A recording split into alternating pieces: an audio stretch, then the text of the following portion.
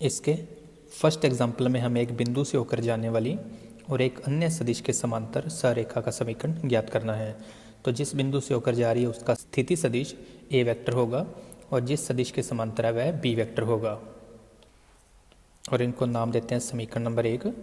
इसलिए अभिष्ट रेखा का समीकरण, जिसका सूत्र होता है R vector is equal A vector plus lambda B vector. सभी मान रख दें तो आर वेक्टर इज इक्वल बन जाएगा 5i cap plus 2j cap minus 4k cap plus lambda into 3i cap plus 2j cap और माइनस 8k कैप। ये आपका सदिश रूप में समीकरण है। इसके साथ साथ हमें इसका कार्तीय रूप में भी समीकरण लिखना है।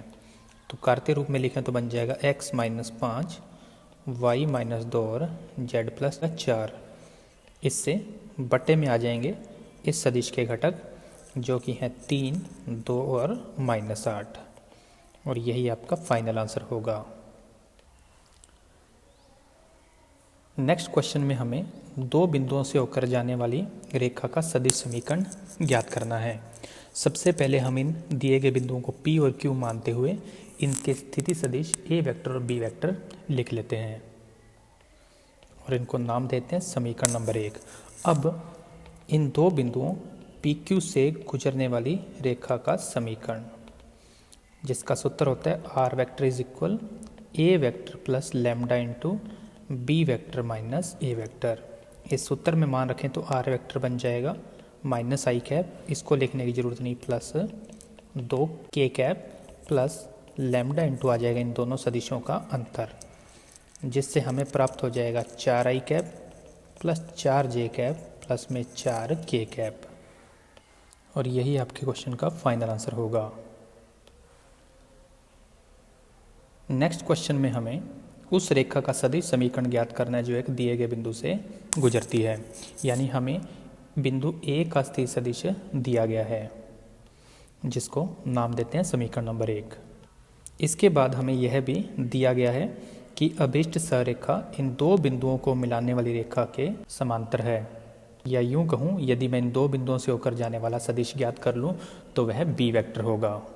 अब दो बिंदुओं को मिलाने वाले यदि हम सदिश ज्ञात करें तो वह x2 minus x1 i cap plus y2 minus y1 j cap plus z2 minus z1 k cap होता है। इस आधार पर हमारे पास आ जाएगा इन दोनों बिंदुओं के अंतर से बन जाएगा 2i cap minus 2j cap और प्लस में k कैप, और इसको नाम देते हैं समीकरण नंबर 2। इसलिए अभिष्ट रेखा का समीकरण बन जाएगा R vector is equal A vector plus lambda B vector. इस आधार पर सरेखा का समीकरण बनेगा R vector is equal 2i cap minus j cap minus k cap plus lambda into 2i cap minus 2j cap plus k cap, और अब हमें इसे कार्तीय रूप में भी बदलना है जो कि बन जाएगा x माइनस 2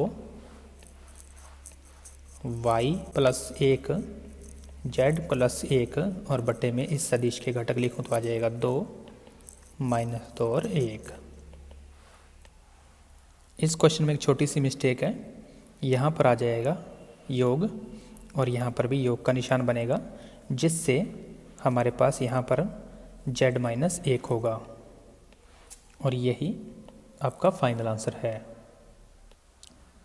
नेक्स्ट एग्जाम्पल में हमें एक सरेखा दी गई है, तो क्वेश्चन की शुरुआत करते हैं जो कि मानक रूप में नहीं है। इसे मानक रूप में बदलने के लिए हम गुणांकों को ले लेंगे कॉमन, तो हमारे पास आ जाएगा 6 गुणा में x माइनस 2/6, 3 गुणा में y प्लस 1/3 इक्वल 2 गुणा में z माइनस 1।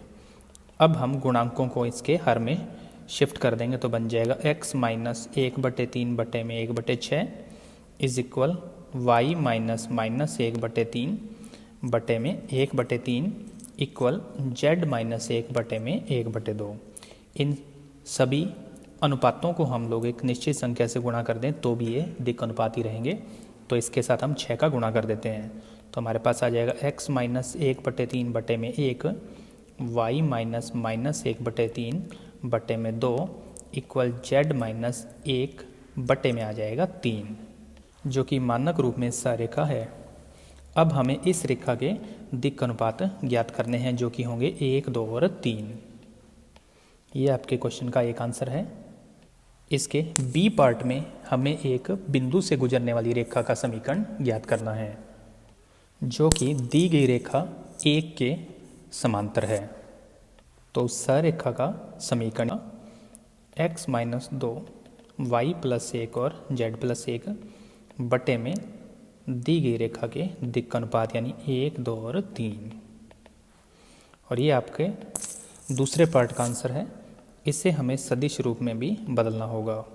तो सदिश रूप बन जाएगा r वेक्टर इज इक्वल, जिस बिंदु से रेखा गुजर रही है उसका सदिश रूप में लिख दें 2i cap minus j cap और minus k cap plus lambda into इन दिक् अनुपातों से बनाएंगे सदिश, तो बन जाएगा i cap plus 2j cap plus 3k cap.